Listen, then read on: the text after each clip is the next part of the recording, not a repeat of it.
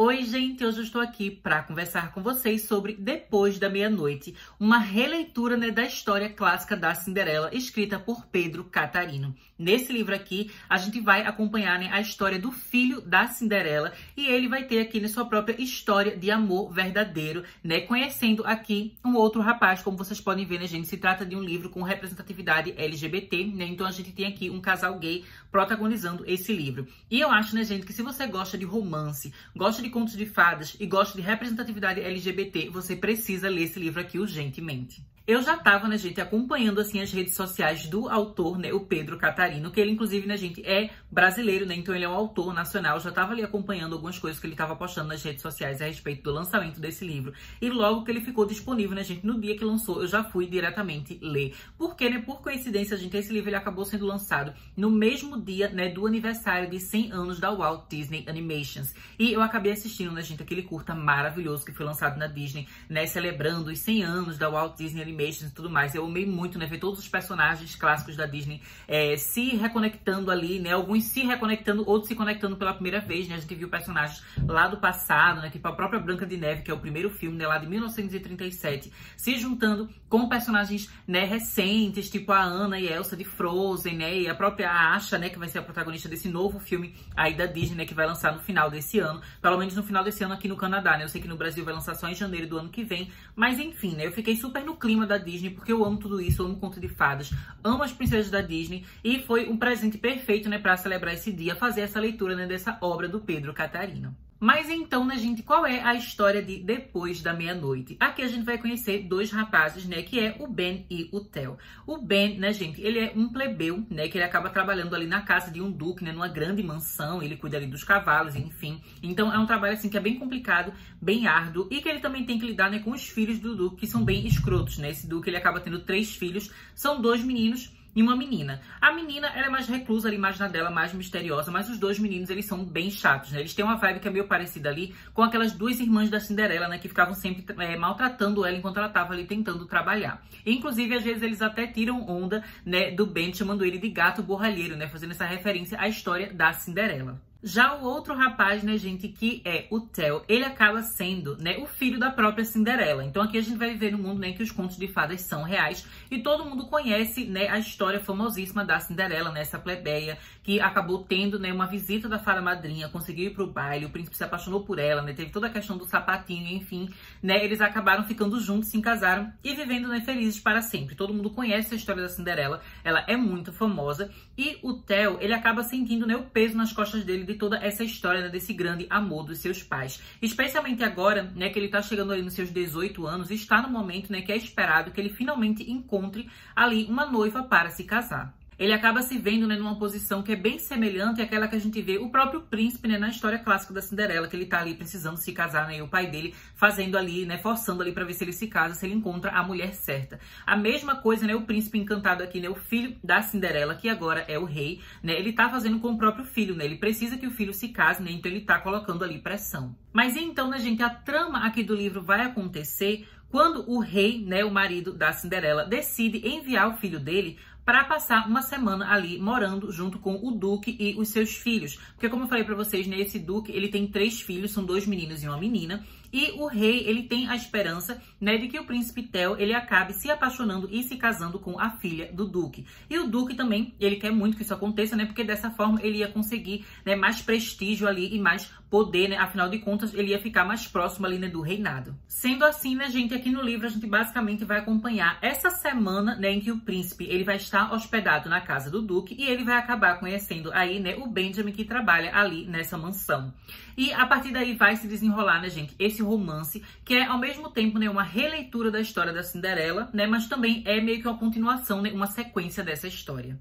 Como eu cheguei a dizer pra vocês, gente, no início do vídeo, eu fui ler esse livro aqui logo no dia que ele lançou, que foi o dia do aniversário de 100 anos da Disney. Então eu tava, minha gente, assim, bem no clima de contos de fadas, de coisas que eu adoro, porque eu sempre fui muito fã das princesas Disney. Inclusive, eu acho que até tem vídeo aqui que eu falo de princesas aqui no meu canal, Então eu gosto muito delas, eu amo todos os filmes. E eu acho que uma das minhas favoritas, assim, eu acho que talvez a minha favorita é a Cinderela, Pelo menos é o meu filme favorito, de tudo que já foi feito da Disney. Eu amo muito, muito, muito, Então a ideia, assim, de ter uma história que é uma continuação da Cinderela, né, especialmente nesse dia especial de 100 anos da Disney, foi assim, perfeito, toda a vibe se encaixou, né? Então eu comecei a ler esse livro, gente, sem pretensão nenhuma, né? Só queria conhecer a história, só queria experimentar um pouco dessa história. Mas acabou, minha gente, assim, que foi uma coisa tão imersiva que eu li o livro inteiro num dia só. Eu comecei ali no final da tarde, de noite, né? Já jantei, assim, eu jantei com Kindle, assim, na mesa, né? Eu era jantando e lendo, porque eu não conseguia parar, sabe? Eu achei muito, muito legal. Porque o texto, gente,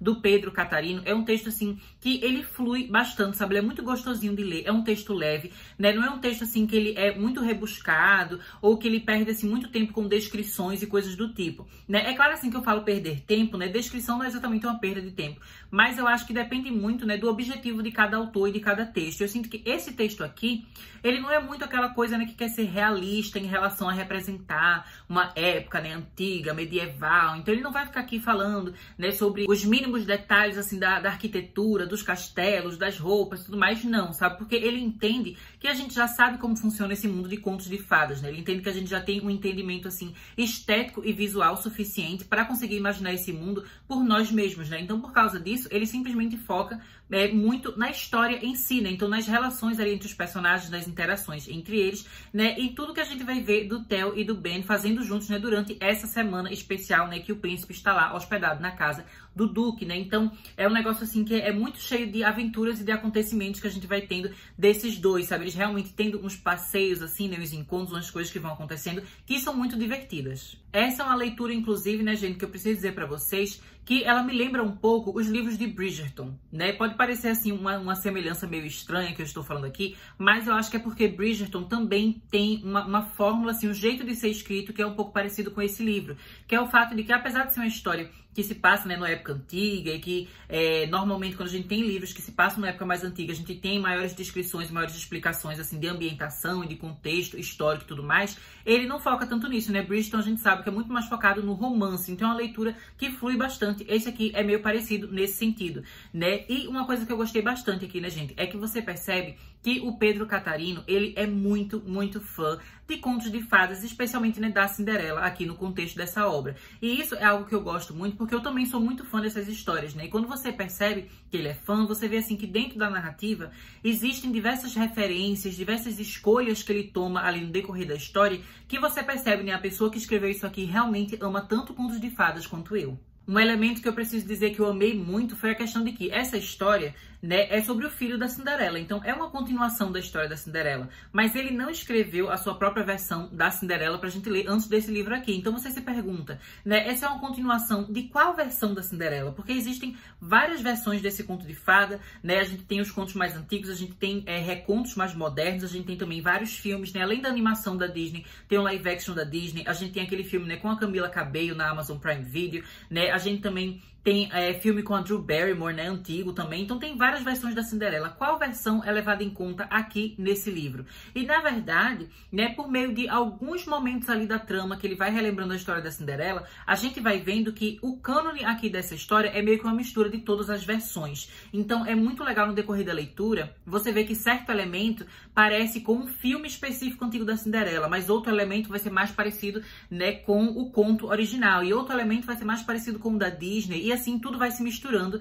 né, e formando a sua própria versão do universo da Cinderela, que não é uma cópia de nenhuma outra versão, mas sim uma celebração de todas as versões dessa grande história. Mas agora que eu já falei, né, minha gente, sobre a questão, assim, da fluidez do texto e também sobre os contos de fadas, eu acho que é importante a gente falar aqui, né, sobre o romance. E aí, gente, esse casal é legal? Shippei ou não? Já digo aqui pra vocês, gente, que eu shippei muito, assim, desde a primeira cena de interação entre eles dois, eu já estava shippando esse casal. Inclusive, é uma cena, assim, que é muito engraçada, né? Esse livro aqui, ele tem vários momentos de humor, né? E é um humor que eu gosto bastante, porque é uma coisa, assim, mais lúdica e leve e divertida, que não é necessariamente, assim, os personagens, ele fazendo piadas, ou eles tentando ser engraçadinhos, mas simplesmente interações que são tão divertidas entre eles, sabe, que você acaba ficando com um sorriso no rosto. Então eu gosto disso, que é um humor, assim, que é muito natural, sabe, é muito divertido no decorrer de toda a leitura, né? Tem vários momentos engraçados aqui no livro. Então desde a primeira interação você já começa a shippar aqui, né, o Ben e o Theo, E no decorrer da história a gente vai vendo, né, o relacionamento deles indo sendo desenvolvido,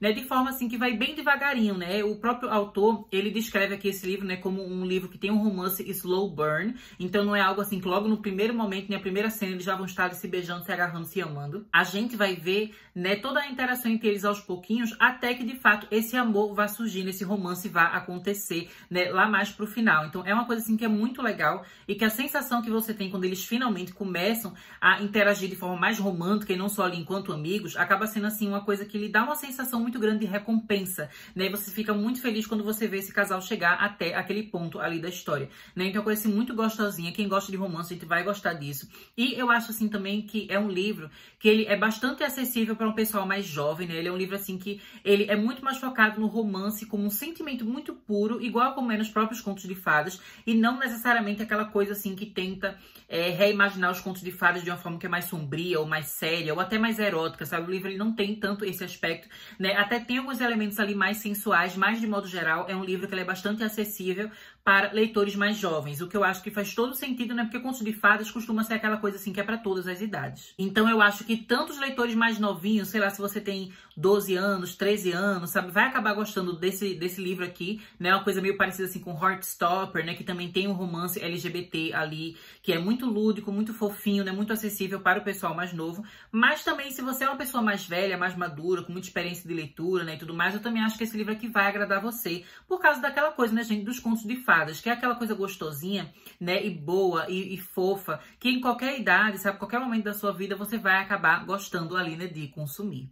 E como se não bastasse, né, gente? Esse livro aqui já tem me deixado muito feliz porque eu adorei a leitura. Eu ainda fiquei mais feliz, né, acompanhando as redes sociais do autor, né, descobrindo que esse livro aqui é apenas o primeiro volume do que vai se tornar uma série, né, de romances LGBT, né, inspirados em contos de fadas, né? Então esse livro aqui, ele é o primeiro volume da série Encantados, né? Então a gente vai ter outros livros, pelo que eu vi assim nas redes sociais, parece que agora o autor, ele está escrevendo, né, sua releitura do conto, né, da Branca de Neve, né? Então vai ser o filho da Branca de Neve tendo ali o seu relacionamento. Então acho que vai ser uma coisa muito legal, gente. Eu já quero ler todos os livros que o Pedro Catarino escrever aqui dessas histórias, né? Porque como eu falei, eu amo todas as princesas. Eu já consigo imaginar todas elas, né, tendo seus filhos aqui vivendo romance, né? Então Branca de Neve, né, A Pequena Sereia, né? Eu quero ver também Mulan pela versão dele, não sei se ele vai fazer, mas eu acho que seria muito legal, né? Além também de alguns contos de fadas que não necessariamente tiveram uma versão feita pela Disney, mas que eu acho que ele poderia fazer aqui sua própria versão dentro desse seu universo, né? Desses filhos aqui, desses herdeiros vivendo suas histórias de amor, né? Feita Chapeuzinho Vermelho, por exemplo. Eu queria muito ver um filho da Chapeuzinho Vermelho, né? Não sei se faria sentido aqui, mas eu acho que seria legal, né? Porque eu amo contos de fadas e eu acho que essa ideia que ele teve aqui, né, é algo que tem muito potencial, sabe? Tem muito potencial mesmo. E eu acho que se você gosta de contos de fadas, você precisa muito ler isso aqui. Mas então, né, gente, é isso que eu tinha pra conversar com vocês no vídeo de hoje. Eu espero que vocês tenham gostado, né? Não deixem de se inscrever no canal caso vocês não estejam inscritos ainda. Deixo vocês por aqui. Até mais!